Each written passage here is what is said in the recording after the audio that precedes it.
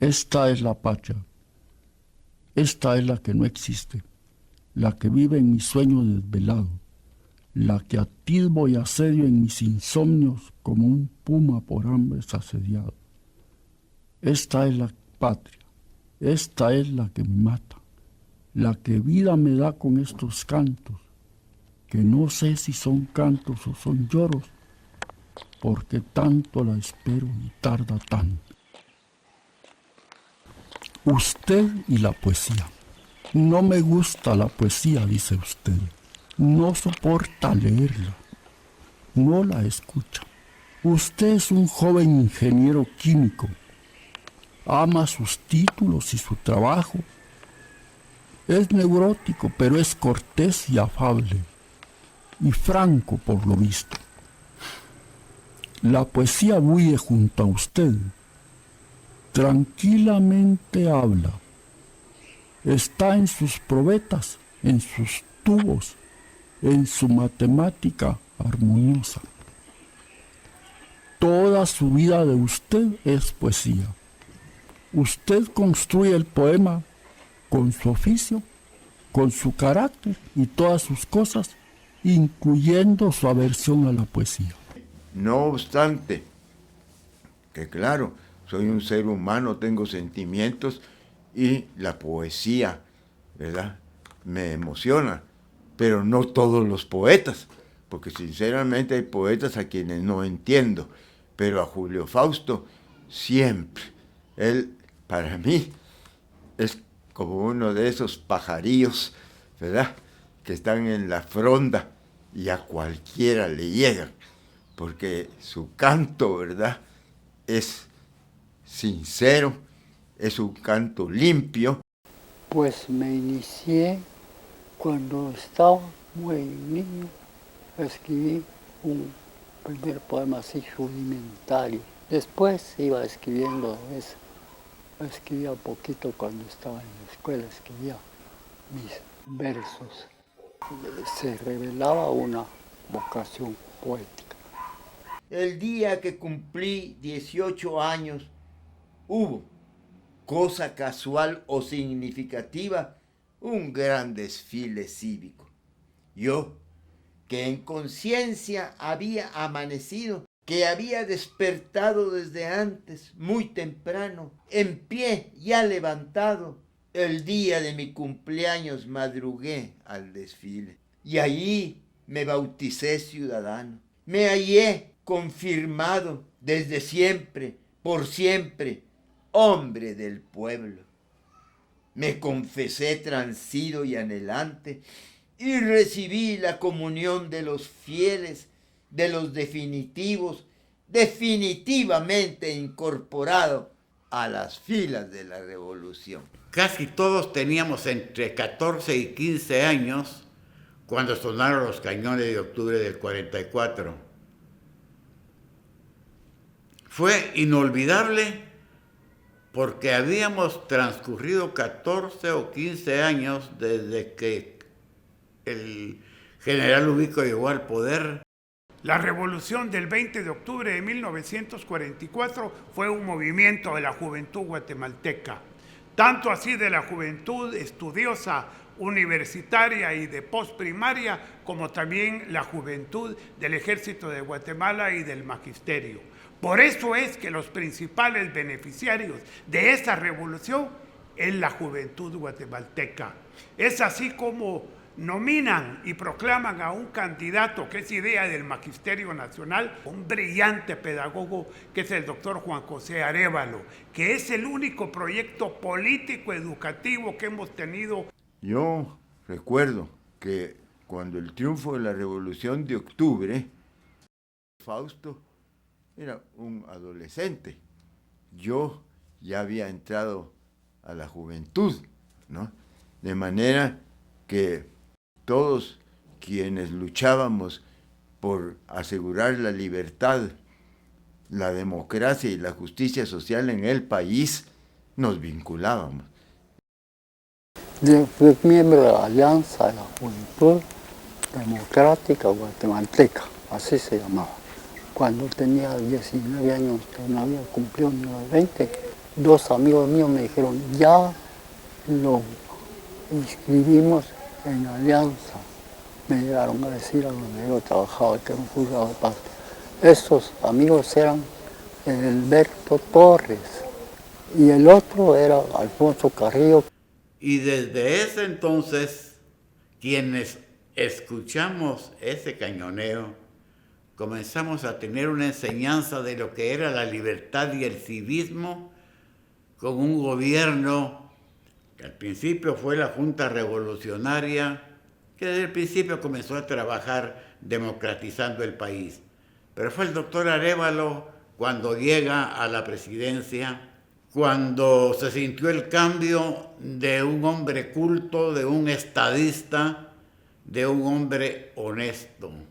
Lo defendimos a capa y espada contra todos los enemigos que comenzó a gestarse alrededor de la revolución. Era lógico, había una camarilla de generales que se fueron, pero se quedaron los coroneles y se quedó el ejército, al que se llamó Ejército de la Revolución, no sé por qué, porque era el mismo ejército de Uijo.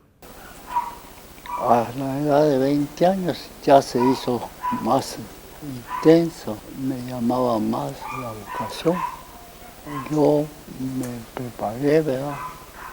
Estudié literatura preceptiva, porque ya había hecho alguna actividad así, poética y literaria, pero no era todavía una cosa bien formal, ¿verdad?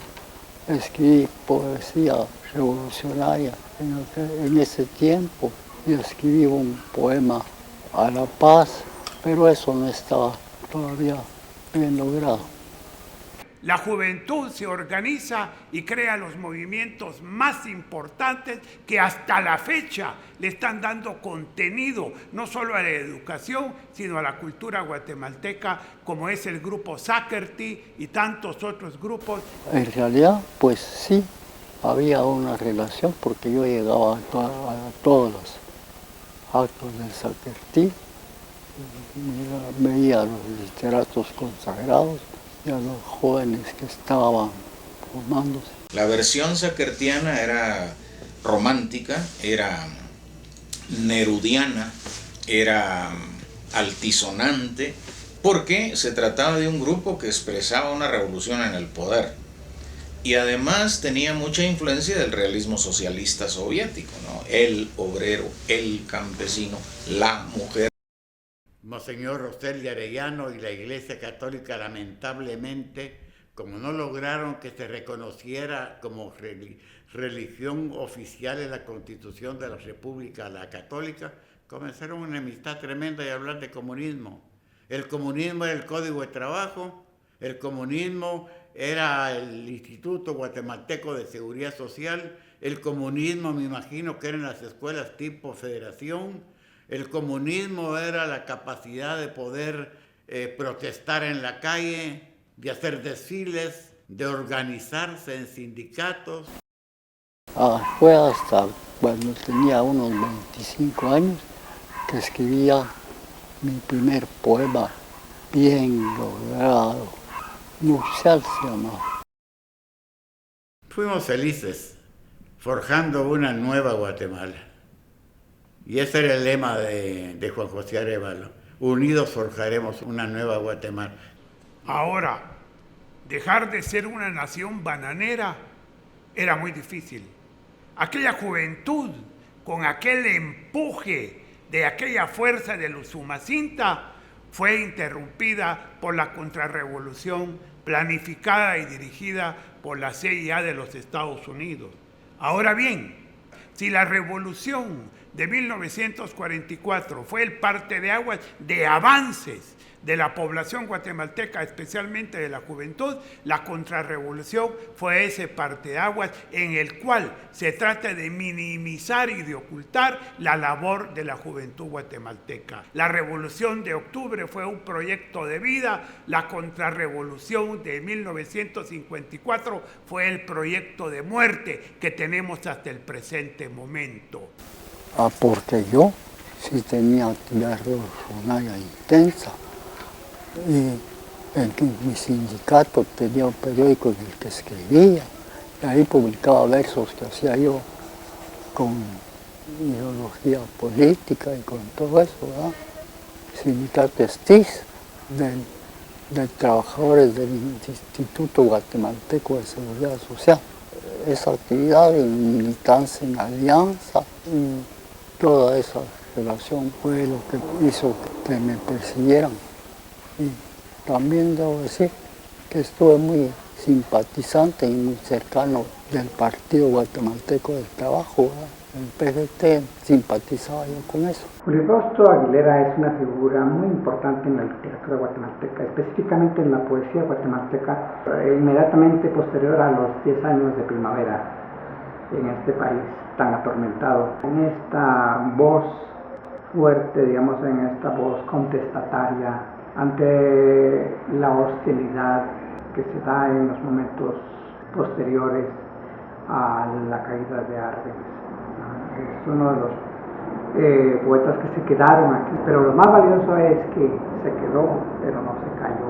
Sí, me quería ir a una embajada, pero algún arrepentimiento me quitó de que entrara a la embajada de México, a donde llegué por allá a las puertas, pero ahí dije no, y me fui a esconder en la colonia 25 de junio. Con una prima que compraban todos los periódicos y yo podía leer ahí la prensa y darme cuenta cómo era la cosa. Ella era reaccionaria, pero a mí me trataba primorosamente. Pues fue muy acongojada porque teníamos pena por él. Entonces él se fue a vivir donde una prima, don Pedro Barreda, nos recibió muy bien y dijo que estaba bien que fuera huésped de su casa, que él lo quería mucho y que ahí iba a estar muy bien. Sí, me fui para mi casa, mi madre me llevó. Tal vez me hubiera estado unos días más con mi prima, pero mamá llegó por mí. Ya habían cateado la casa, y no encontraron nada de lo que buscaban, que quizás era arma. Y entonces ya con esa confianza me fueron a traer a mí, salvo que un reaccionario anticomunista me quería llevar preso y me dijo que no debíamos tener ni derecho a la vida, y me llevó a una farmacia y me dijo que si quería que me dieran veneno. Si usted quiere, le dije, pero ahí se arrepintió y me dijo, váyase a su casa, que lo capture otro. Ese señor se llama Carlos Eduardo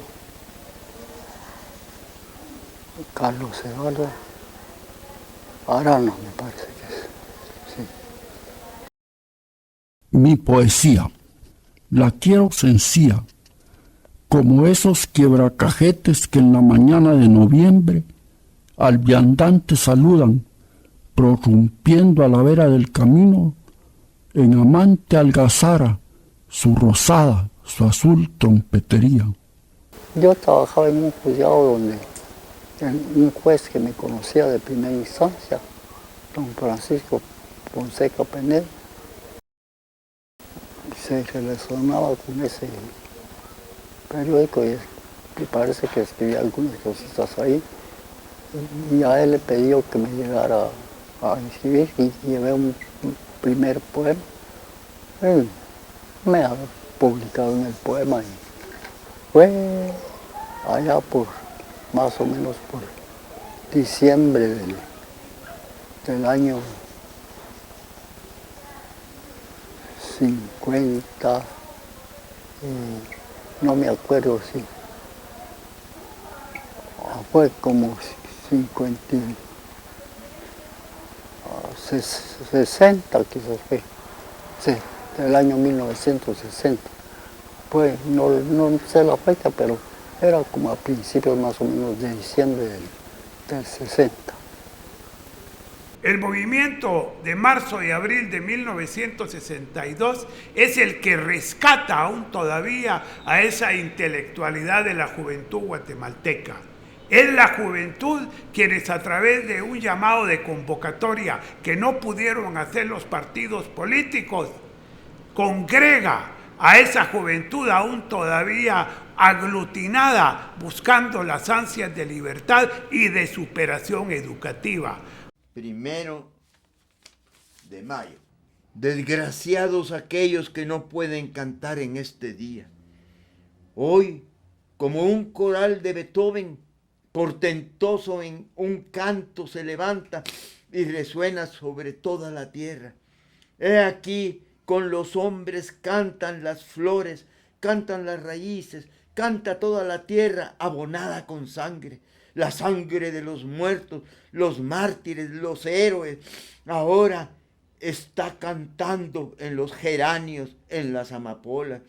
Yo he cortado una corola roja, la cálida sonrisa de un muerto, y después de besarla con unción, la he puesto en lo más iluminado de mi alma. La sonrisa de los muertos es la bandera más opulenta de los vivos. Desdichados aquellos que no pueden cantar en este día cuando los muertos cantan. Lo que se da son los movimientos anticomunistas. Ya la mano blanca es contra la guerrilla. Aquí estamos hablando del 44, 54, 54, 65. Ahí no hay mano blanca. Lo que se ocupa es la policía judicial, que ese es otro rollo. Me buscaron unos guardias judiciales. Yo trabajaba en un juzgado y estaba de vacaciones. Entonces no me hallaron, preguntaron por mí y no me hallaron. Y yo temía que al volver de mis vacaciones al trabajo del juzgado me capturaron. Tengo el ejemplar de Mi buena amiga muerte y otros poemas vivos, que fue publicado en octubre de 1965, y él me lo dedicó con las siguientes palabras: a mi estimado amigo, el culto abogado licenciado Alfonso Bauer Pais, de quien he escuchado los conceptos más hermosos que de la poesía pueden oírse en labios de un economista. Yo no soy economista, pero sí he estado muy vinculado pues con la economía. Fui ministro de Economía en tiempo del doctor Arévalo. Cordialmente, Julio Fausto Aguilera. De manera pues que en estos años 65, todos recordamos, eran aquellos años terribles, ¿verdad?, del terrorismo de Estado y del genocidio del ejército guatemalteco. En esas condiciones fue que tuve relación con él, pero tuve yo un exilio de un cuarto de siglo, de manera que tengo como 40 años de no tener, ¿verdad?, el placer, el gusto de estrechar las manos, abrazar y estar junto a Julio Fausto. Yo publicaba en El Imparcial y publicaba versos muy atrevidos. Ese periódico era de reaccionarios, anticomunistas. Y el que dirigía la página del Imparcial era un hombre muy noble, muy bueno, muy llorado después que murió por todos los que publicaban. Y ahí escribía yo, una vez que yo, por ejemplo, un poema que se llama Solo un sueño soñamos, me mostró su pensamiento, su preocupación de que podía ocasionarme problemas. Pero yo no retrocedí. Yo le dije, no te preocupes, no. Se llamaba César Brañas. Porque la patria hermana es una casa, amplia, cómoda, limpia, bien pintada, blanca por dentro y habitada toda por gentes muy amables que sonríen, gentes desayunadas, satisfechas, gentes hermanas sin pleitos ni castigos, todos trabajadores, madrugadores todos, cantarinos a quien más, cantando en el trabajo, cantando en el crepúsculo, dialogando con las estrellas, tratándose de tú a tú con los luceros. Y yo publicaba poemas muy atrevidos, ahí muy fuertes. Esa juventud de 1944 a 1954 continuó vigente. Ahora bien, ¿cómo contar la historia de lo que se dio, como dijo don Manuel Galich, en los 10 años de primavera en el país de la eterna tiranía? Es a través de sus artistas. Sí, era la mano. Y ahí aparecen otros intelectuales. Porque ya por ese tiempo, que fue años después, cuando yo ya era un poeta ya de calidad, muy apreciado, entonces publicaba mucho. Me preguntas que por qué me quisieron desaparecer o me persiguieron. En una publicación del diario El Gráfico, 4 poemas de Julio Fausto Aguilera, del 12 de abril de 1966, nos da a conocer su identidad, autobiografía. Tendría tanto que contar. Me escucharían todos en suspenso, pero no tengo tiempo. Oídme solo esto. He sufrido muchísimo, pero más he amado. Odié, y no fue broma. No hace falta ninguna explicación. Odié con ganas y por puro amor. Siempre el amor en él, ¿no? He cantado hasta en las pesadillas, oh alma mía. Pero, por sobre todo, sueño. Nací soñando y seguiré soñando más y más. Y aquí no hay nada nuevo. Todo lo que ahora sueño entre sollozos, ya lo sabéis, amigos, será mañana sonriente realidad. Como veis, él siempre está pensando en el futuro, diciéndonos a los guatemaltecos que sí tenemos razón, tenemos derecho a una vida mejor. El Grupo Nuevo Signo se fija en particularidades que son más o están más cercas a la cotidianidad del pueblo que a las abstracciones del realismo socialista. Sus miembros buscaban expresar lo popular guatemalteco desde las hablas de la gente del pueblo. ¿Cómo surge? Sí. Que andaba muy entusiasmado y muy deseoso de hacer todo eso. Un poeta más joven que yo, que se llama Francisco Morales Santos. Yo llegué invitado por Morales Santos y ahí está ido a participar en un nuevo cine. Y naturalmente la manera como Julio Fausto encontró la expresión popular en una poesía muy elaborada es con un uso del idioma en forma directa, sin muchos rebuscamientos. Eso es una característica que la tiene todo Nuevo Signo. Dejaron por un lado la altisonancia metálica nerudiana, incluso modernista y romántica, que por ejemplo se ve todavía en Otto René Castillo muchísimo, ¿no? Tanto así que en esta oportunidad para este documental he pensado referirme a él por sí mismo. Él es auténtico. Yo lo que recuerdo es que él siempre se preocupó de muchos problemas esenciales de la humanidad. Y a eso es a lo que me voy a referir, dándole a conocer, sobre todo a la juventud, que ahora la están empujando a un mundo de competitividad, de apetitos, de valores subalternos, ¿verdad? Y no de los que verdaderamente deben acompañar al hombre y a la mujer que escuche esa juventud nueva como uno de los mejores poetas de su patria ha visto los problemas del país, de la humanidad, por ejemplo, sobre la vida.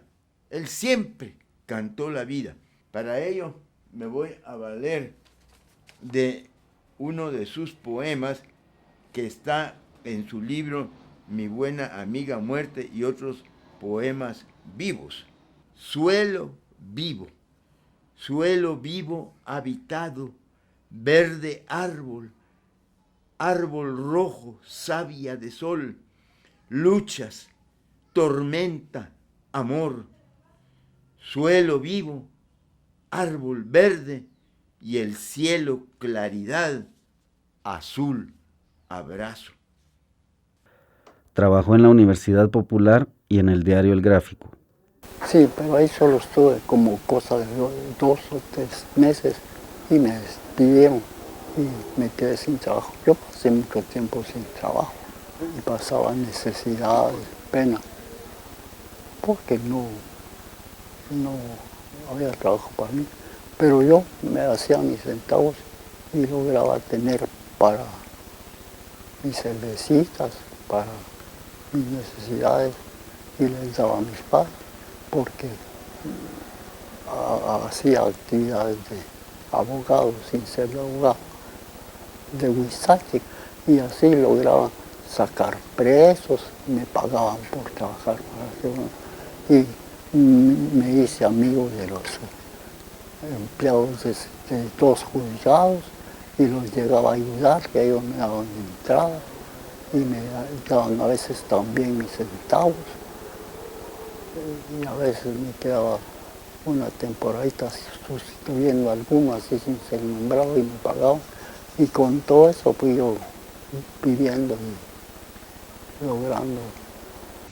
Ahora se me viene a la mente un verso de Luis Alfredo que decía: no es la situación del indio, es su silencio lo que duele. Ese tipo de expresión es aparentemente sencilla, pero está preñada de todo un mundo conceptual que el poeta no explica, simplemente lo expresa a menudo con el silencio. Y me parece que los versos de Julio Fausto son así. Y en ese sentido son poetas coloquiales, son poetas conversacionales y tal vez Ernesto Cardenal los llamaría exterioristas, ¿no? En el sentido de que su poesía es una poesía hecha de objetos cotidianos, de expresiones cotidianas, de personas cotidianas, y no se trata de una expresión que divorcie la poesía de lo vulgar en el sentido de lo de todos los días, ¿no? Es una poesía sobre cosas, sobre objetos, sobre situaciones y sobre seres humanos que en lugar de tener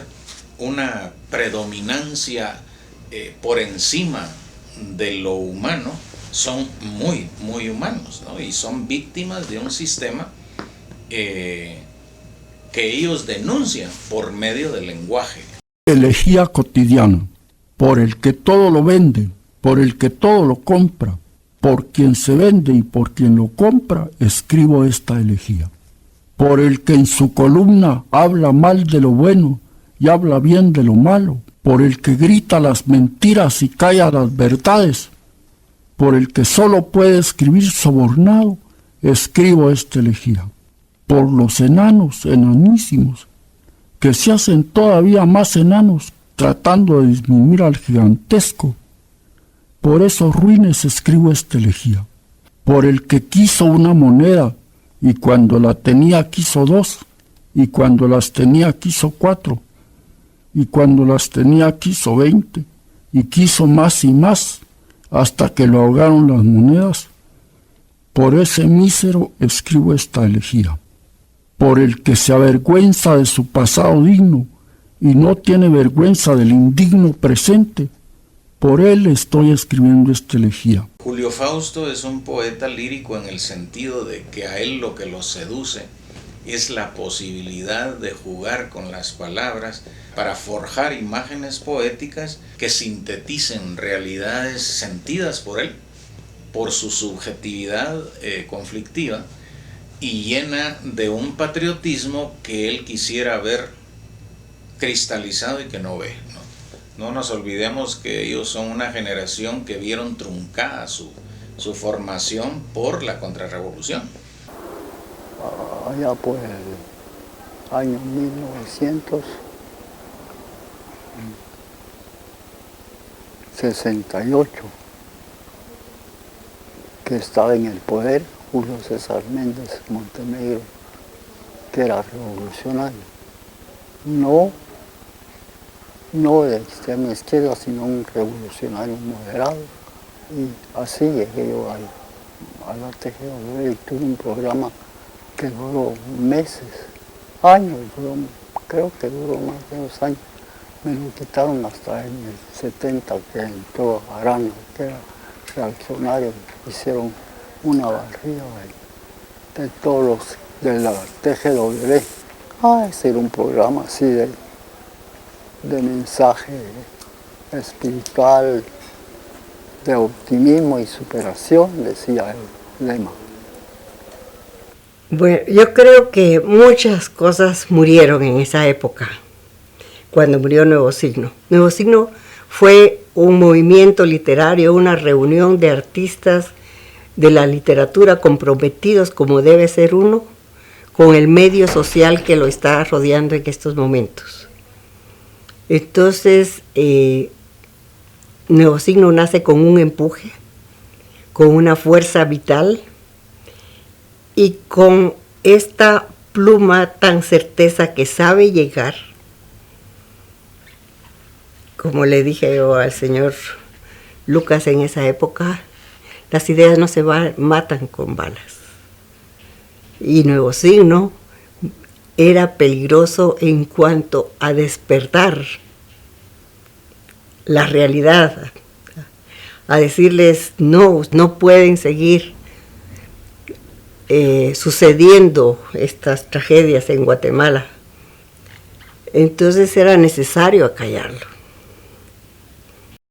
Ay Dios, a él lo conocí yo así, que de verlo hasta en el 60 y pico, ya cerca del 70, como por el 68 que vino, se ingresó al grupo Nuevo Signo. Y a él, como tenía actividad revolucionaria, aparte del grupo, parece que estaba con las Fuerzas Armadas de extrema izquierda y lo capturaron, lo desaparecieron. Ya no supo de él. Roberto Obregón, ¿qué fuego traía?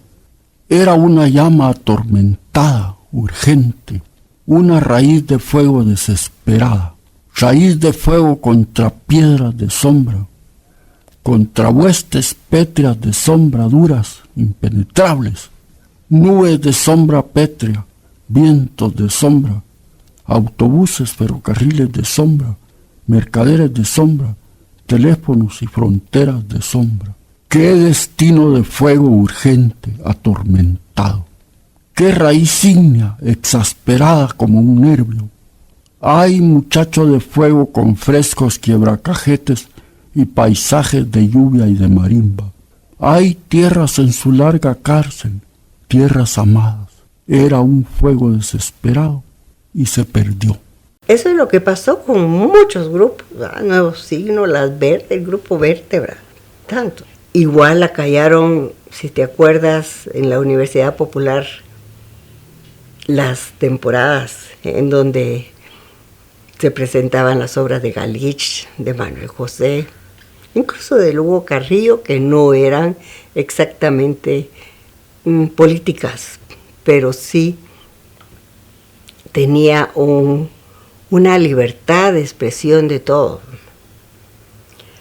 Fue cuando la Carmela Samayoa puso con su grupo también nuestra Bella Guatemala, Roberto Obregón, claro, y el otro Carlos. Todos ellos, era una generación que tuvo o que quedarse callada o que irse al exilio o los tuvimos que enterrar, desafortunadamente. Entonces, Julio Fausto, aunque participa de esta preocupación por lo popular y por la indagación en las hablas, él siento que está mucho más cerca, por ejemplo, de poetas españoles como Cernuda, algunas cosas de Alberti, encuentra en la vanguardia española posibilidades para expresión local, ¿no? Continuando con Julio Fausto, había omitido nada menos que unas estrofas de su poema Escucha, poeta, que en sus últimos versos es en realidad su posición sobre el destino del poeta. Escúchese. Si te sientes poeta, antes que nada, ten presente que no estás en la tierra para hacer pantomimas ni trucos que no engañan ni convencen. Pero esto más, suicídate, envenénate si quieres que mañana, porque ahora leíste 4 versos, te den un automóvil, un cheque y una fiesta. Escucha, ven conmigo, trae todo lo que eres, ven alegre, privilegiadamente, veremos a conciencia, espina por espina, peldaño por peldaño, padeciendo por todos y luchando por todos, tu indeclinable, auténtico destino de poeta. Dígame si él no es un hermano de Oterrené Castillo cuando dijo, patria, vamos a caminar, ¿no? Y a mí me parece que Julio Fausto es, entre los poetas del nuevo signo, el más cercano a Vallejo, a César Vallejo, en el sentido de que fue el poeta que más hondo se atrevió a calar en la investigación de su propio dolor humano, de su propia subjetividad personal, y que menos se distrajo en exterioridades políticas que lo hicieran evadir su conflicto existencial. Es el más existencial de ellos y por eso es el más dolorido.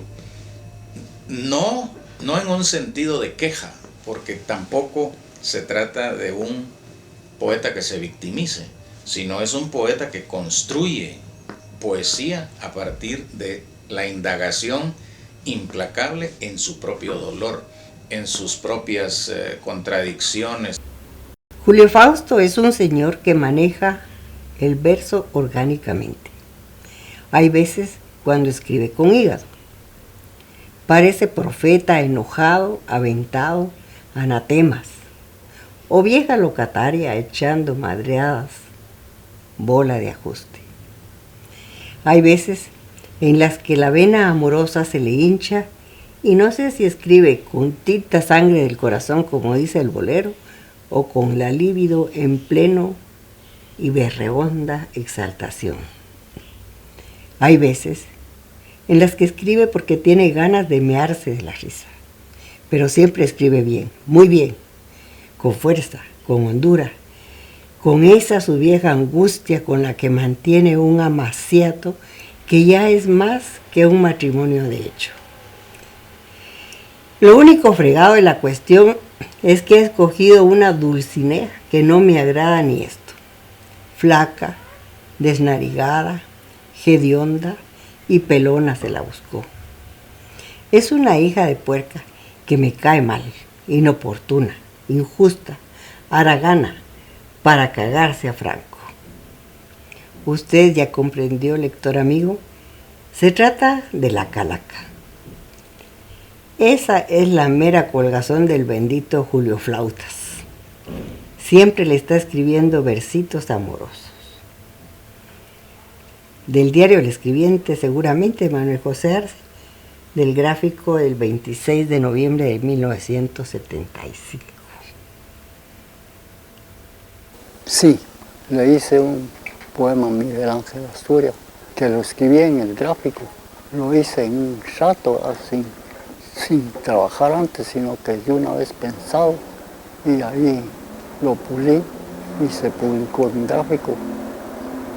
Y yo llegué a un acto que había una fiesta con traguitos y todo eso, muy alegre, y donde estuvo Miguel Ángel Asturias. Poema ese, pues, me lo pidió la esposa de Miguel Ángel para darlo a conocer, dijo ella, de lo que pensaba la juventud aquí. Hay entre su poesía mucho don de escoger poesía amorosa de una finísima factura. Siempre he pensado que cuando Julio Fausto escribe sobre el amor humano, lo hace con palabras mucho más elaboradas, con un lenguaje mucho más fino que el que emplea en sus proclamas a la patria. Toro entre tus manos, rojo toro, mis prados y mis llanos y los ajenos prados conocían mi fiera condición, y me temían, me temblaban las bestias, los humanos.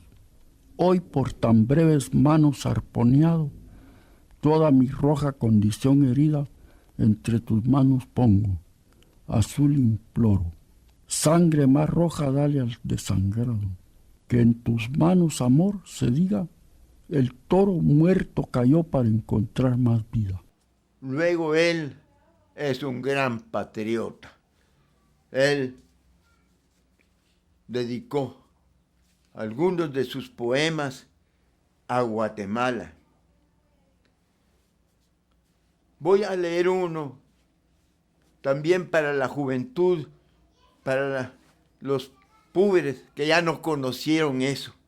Ahora se conoce esta Sexta Avenida espantosa, ¿verdad? Donde ya ni se puede circular, porque también, ¿verdad? Si viniera Jesucristo, sacaría de su templo a los mercaderes, ¿no? Solo sos un recuerdo con su nombre y su sitio.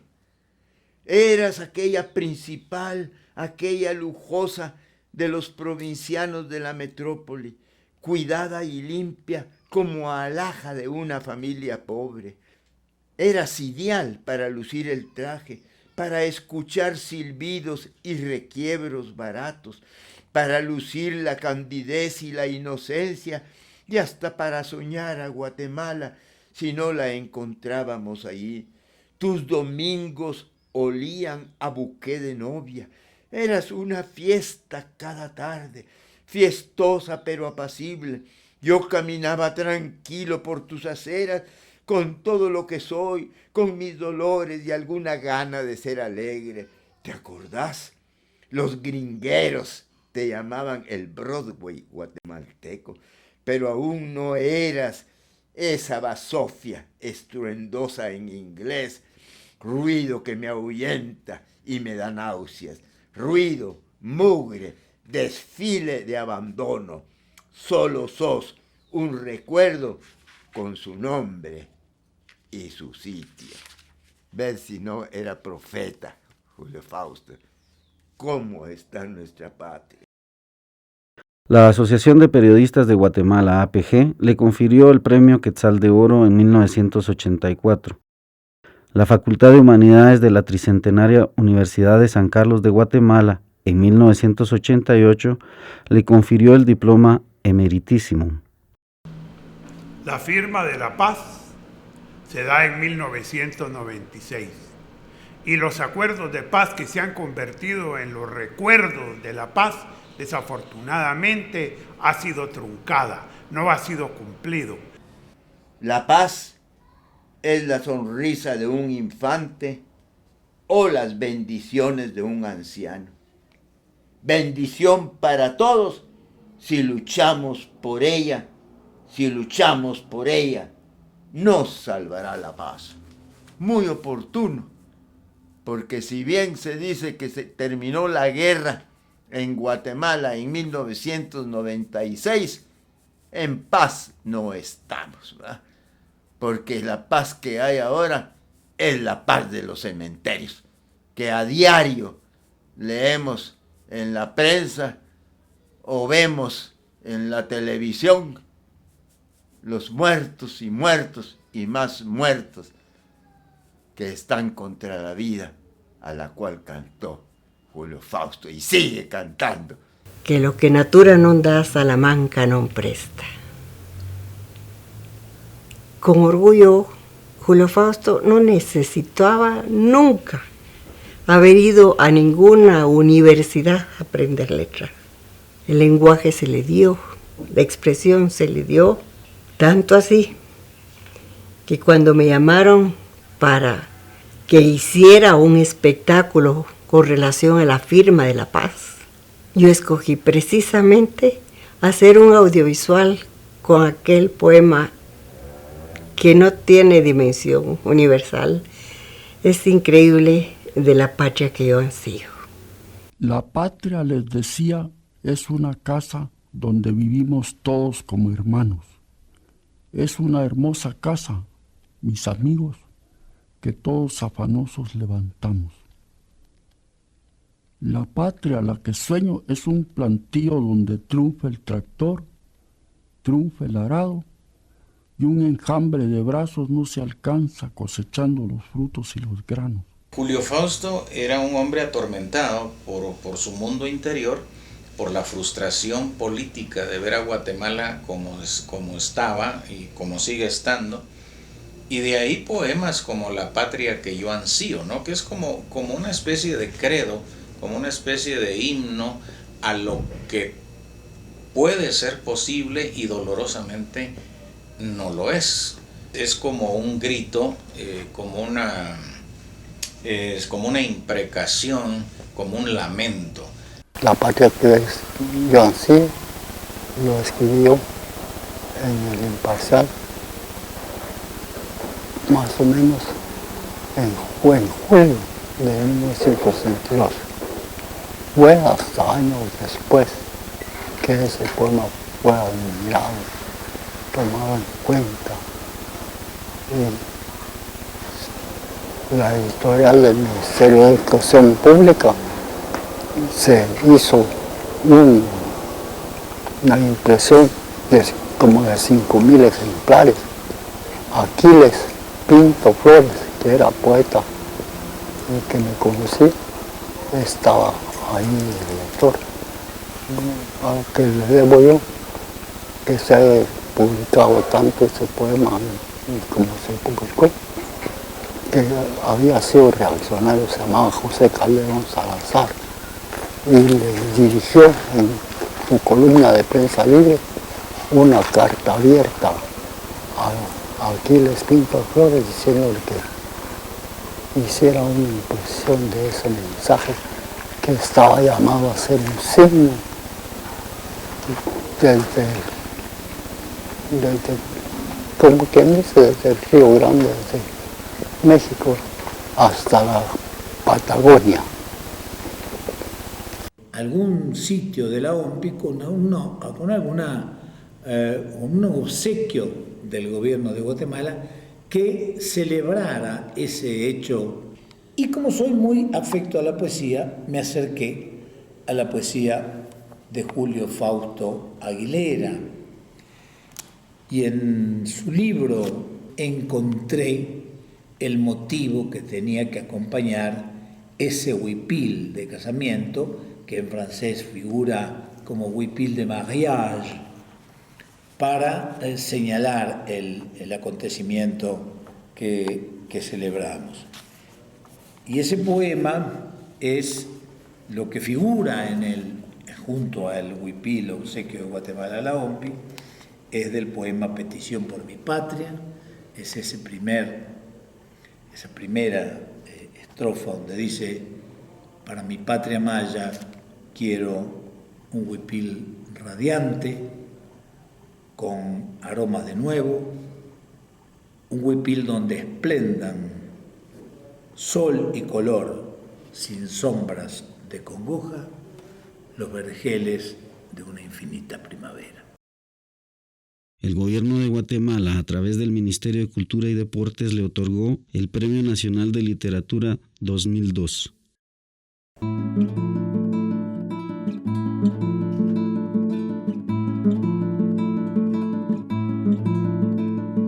Para mi patria quiero un huipil, radiante con aromas de nuevo, un huipil donde esplendan sol y color, sin sombras de congoja,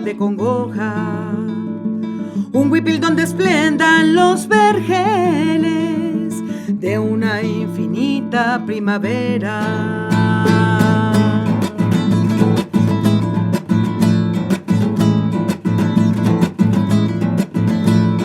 Para mi pobre patria demacrada de castigo y de hambre, yo quiero dadme una canasta llena de frutos de esta tierra, muy honda la canasta porque el hambre es muy honda.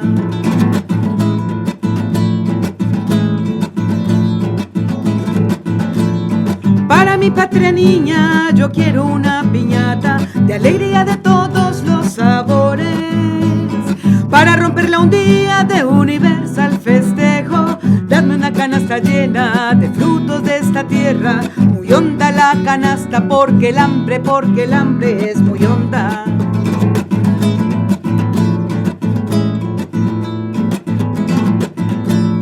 Para mi patria niña yo quiero una piñata de alegría de todos los sabores, para romperla un día de universal festejo. Dadme una canasta llena de frutos de esta tierra, muy honda la canasta porque el hambre es muy honda.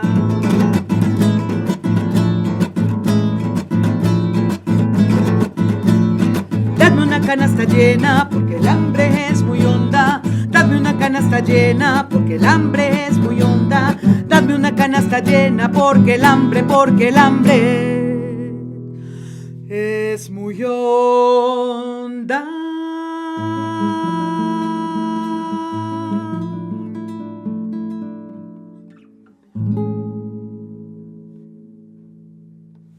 Su convicción en aquellos momentos, cuando el grupo Nuevo Signo lanzaba su poesía rotunda, fue aporte significativo y hermosamente convincente. Antes de esa afortunada asociación, y más tarde, en solitario, usted siguió fiel a su palabra y a su pensamiento. Eso, poeta Aguilera, es invaluable. Antonio Móvil, el generoso tono que siempre ha sido su amigo, o mejor dicho, nuestro amigo, nos brinda hoy otra prueba de cariño hacia usted y de aprecio a su poesía. Bienvenida a esta demostración de indefectible amistad. Roberto Díaz Gomar también está hoy con usted, como lo estamos otros amigos celebrando su palabra. Al acto donde se leyó ese, que fue en la entrega de un libro mío, que es una selección poética. Yo no pude ir porque estaba ahí, estoy muy enfermo. Julio Fausto, ¿cómo está? Yo soy Miriam Monterroso, se recuerda de mí. Cuando usted llegaba a visitarme a la Dirección General de Cultura y Bellas Artes. Cuando lean sus libros se van a sentir tan identificados con usted por la lucha democrática de Guatemala, por la belleza y por la literatura sincera, porque usted ha escrito lo que siente, no para quedar bien con nadie, sino nada más con el pueblo de Guatemala. Vine con la esperanza de encontrarte aquí en el acto. Me llevé un chasco, porque me dijeron que estás muy mal, me ha penado mucho. ¿Sabes cuánto te quiero? Y como te había contado, el 14 de noviembre del año pasado asistí al estreno de la obra en homenaje a vos, que es la Oda a la Paz, donde empleé el poema precisamente tuyo. Te mando todo mi amor, de compañero, de amigo, de hermano y sobre todo compañero de amor en la Revolución del 44. Acordate cuántas carceleadas me veo, pero estamos ahí juntos. Los que quedamos todavía añoramos que algún día vuelva esto en mejor condiciones. Te abrazo y te quiero mucho. Como siempre, te quiere Jorge Sarmiento y familia. Vos. Un abrazo muy fuerte. ¿Quiénes quieren la guerra? Solo los enfermos, los tarados y los criminales abyectos quieren la guerra. ¿Quiénes quieren la paz? Millones y millones de la especie humana que amamos lo más vivo de la vida, queremos la paz. Si luchamos por ella,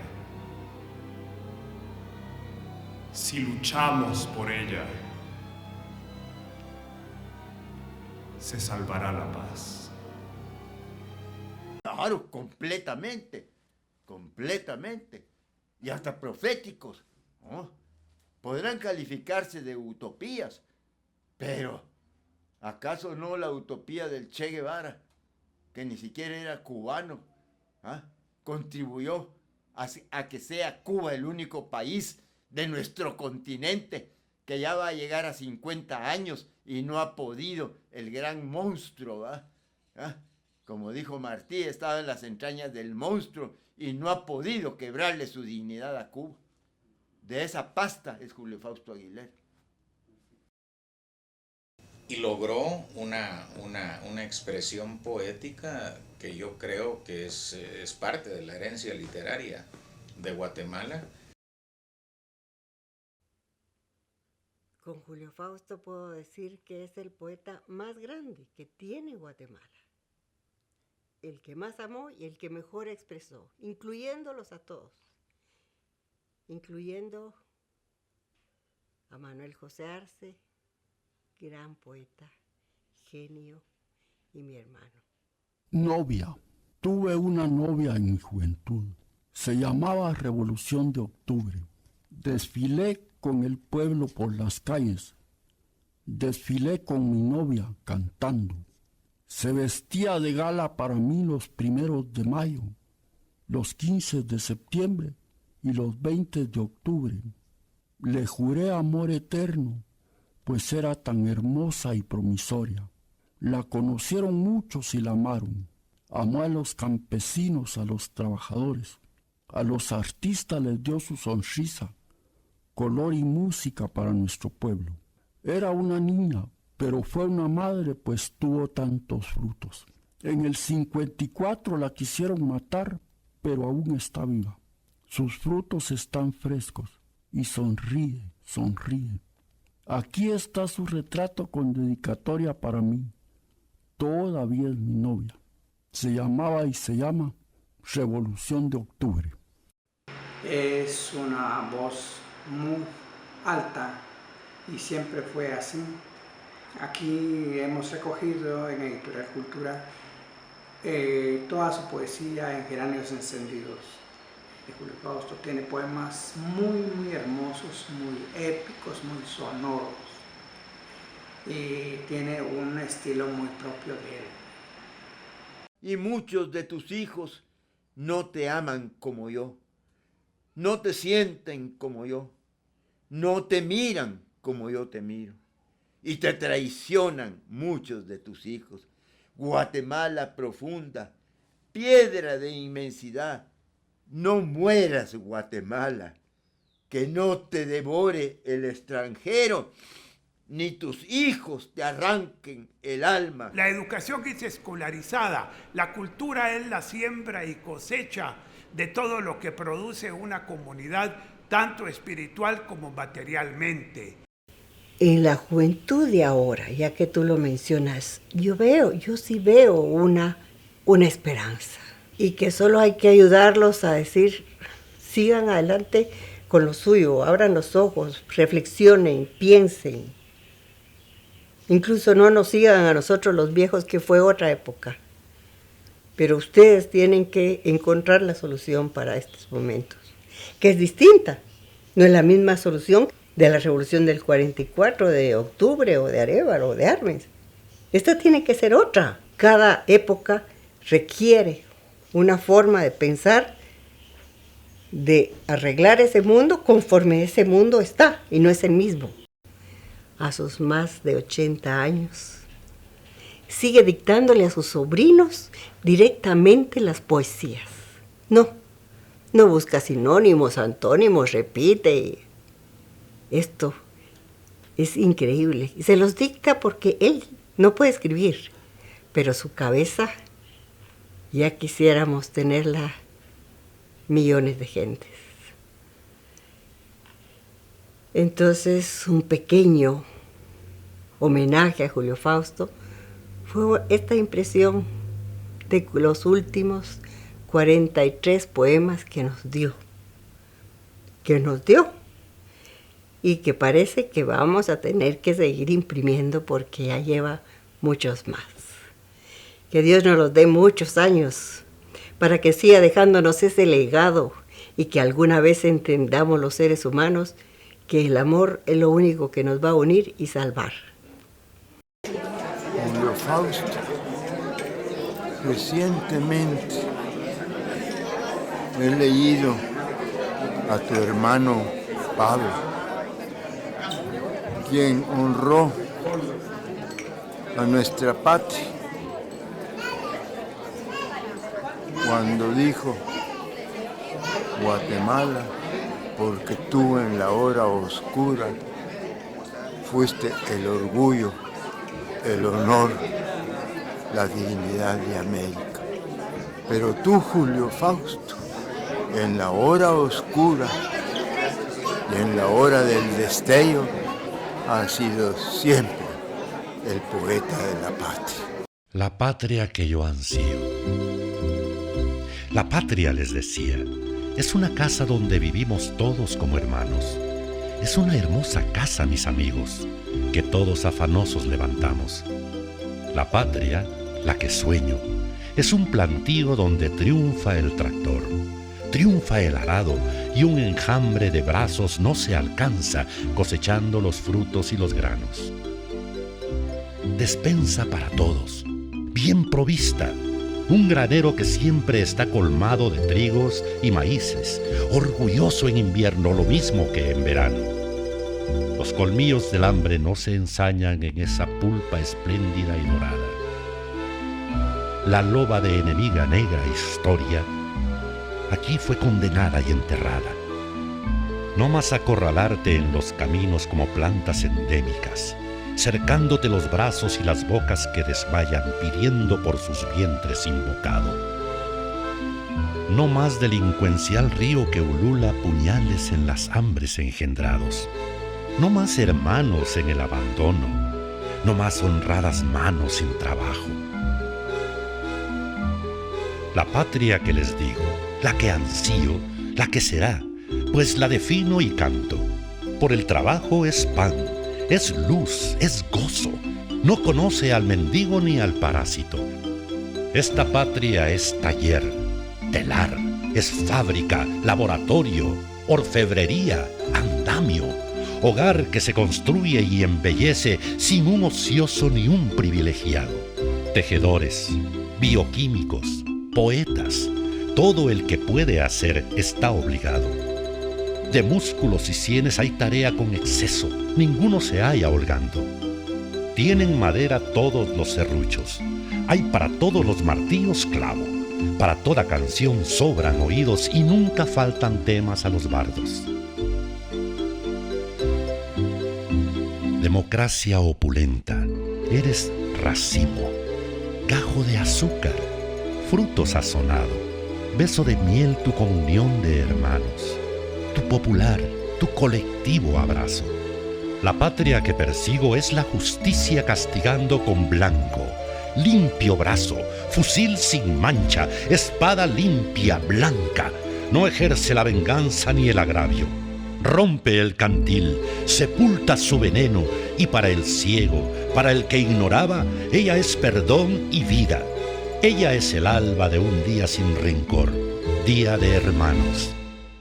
De todos lados de la tierra vengan con vino y con canción, de todos lados, y nosotros les demos aborigen embriaguez de marimbas por regalo. Manos tendidas traigan y se lleven, manos tendidas el avión y el barco. Puerta es el puerto de la patria, puerta que a ninguna bandera está cerrada. Llega la paz, llega su efluvio santo, quetzales y palomas. Limpio el cielo, la tierra cantarina, iluminada.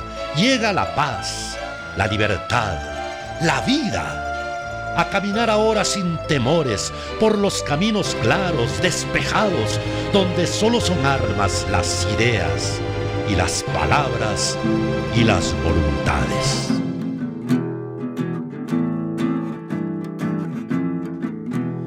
Si escribo no me publican, si me publican no me leen, si me leen no me entienden, y si me entienden se hacen los babosos.